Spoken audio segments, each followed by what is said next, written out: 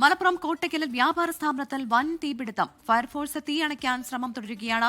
കെട്ടിടത്തിനുള്ളിൽ കുടുങ്ങിയ 3 പേരെ രക്ഷപ്പെടും. ബിൽഡിങ്ങിന് മുകളിൽ കുടുങ്ങിക്കിടക്കുന്ന 2 പേരെയും രക്ഷപ്പെടുത്തിയിട്ടുണ്ട്. 3 പേരുണ്ടായിരുന്നു, മൊത്തം 3 പേരും രക്ഷപ്പെടുത്തിയിട്ടുണ്ട്. ഗുരുതരമുള്ള പ്രശ്നങ്ങളൊന്നുമില്ല. അവർക്ക് കുറച്ച് സ്മോക്കെല്ലാം ശ്വസിച്ച പ്രശ്നങ്ങളേ ഉള്ളൂ. ബാക്കി സേഫാണ്. ഫ്രണ്ട് ഭാഗം ആക്സസ് ഒന്നും തന്നെ ഇല്ലായിരുന്നു. അങ്ങനെ ഞങ്ങൾ ബിൽഡിങ്ങിന്റെ ബാക്കിലൂടെ പോയി ഫയർഫോഴ്സിന്റെ ലാഡർ പിച്ച് ചെയ്തിട്ട് ഓപ്പൺ ടെറസിലേക്ക് എത്തിപ്പെട്ടു. അവിടുന്ന് നമ്മൾ ഷീറ്റുകൾ പൊളിച്ചിട്ടാണ് ഉള്ളിലേക്ക് കയറിയത്. ഇവർ താമസിക്കുന്ന ഭാഗത്തേക്ക് കയറിയത്. അങ്ങനെയാണ് അവരെ ഇറക്കി ലാഡർ വഴി നമ്മൾ ക്യാരിങ് ഡൗൺ ചെയ്തിട്ടാണ് അവരെ ഇറക്കിയത്.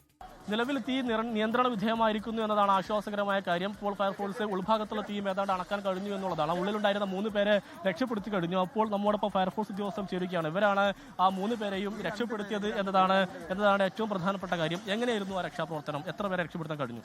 നമ്മൾ ആദ്യം പുറകിലുള്ള ഒരു വലിയ ഷട്ടറുള്ള ഭാഗത്താണ് ആദ്യം ഫോക്കസ് ചെയ്തത്. അപ്പോഴാണ് ഇവർ 2 പേര് മുകളിലേക്ക് കയറി ആളുണ്ടെന്ന് പറഞ്ഞു. അതിന് അടിസ്ഥാനത്തിൽ അക്ഷയനെ ഒരു ടീമിനെ അങ്ങോട്ട് വിട്ടിട്ട് നമ്മൾ ലാഡർ സെറ്റ് ചെയ്തു. അതിനുശേഷം മുകളിലേക്ക് കയറി നോക്കുമ്പോൾ അത്യാവശ്യം നല്ല ഫയറാണ്. ഷീറ്റ് കൊണ്ടെല്ലാം കവർ ചെയ്തുകൊണ്ട് എവിടെയും വെന്റിലേഷനോ കാര്യങ്ങളൊന്നുമില്ല. അതുകൊണ്ട് പുക പുറത്തേക്ക് പോകുന്നില്ല. റൂമിലുള്ള ഭയങ്കര ഹീറ്റാണ്.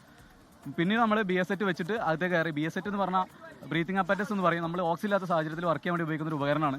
ഈ ഉപകരണം വെച്ചിട്ട് അകത്തേക്ക് ടോർച്ച് ഉപയോഗിച്ചിട്ട് നമ്മൾ ലൈറ്റ് അടിച്ചിൽ ചുമര് ടച്ച് ചെയ്തിട്ട് സെർച്ച് ചെയ്ത് ഉള്ളിലേക്ക് കയറിയതിന് ശേഷം കുറച്ച് രണ്ടാമത്തെ റൂമിനുള്ളിൽ ചെന്നപ്പോഴാണ് 2 പേരും കിടക്കുകയാണ് നിലത്ത്. ശബ്ദമോ കാര്യങ്ങളൊന്നും ഉണ്ടാക്കാൻ പറ്റാതെ അങ്ങനെ കുഴഞ്ഞു കിടക്കുകയാണ്. ഫസ്റ്റത്തെ ആൾ തട്ടി വിളിച്ചപ്പോൾ ആൾ അബോധാവസ്ഥയിലേക്ക് പോയിക്കൊണ്ടിരിക്കുകയാണ്.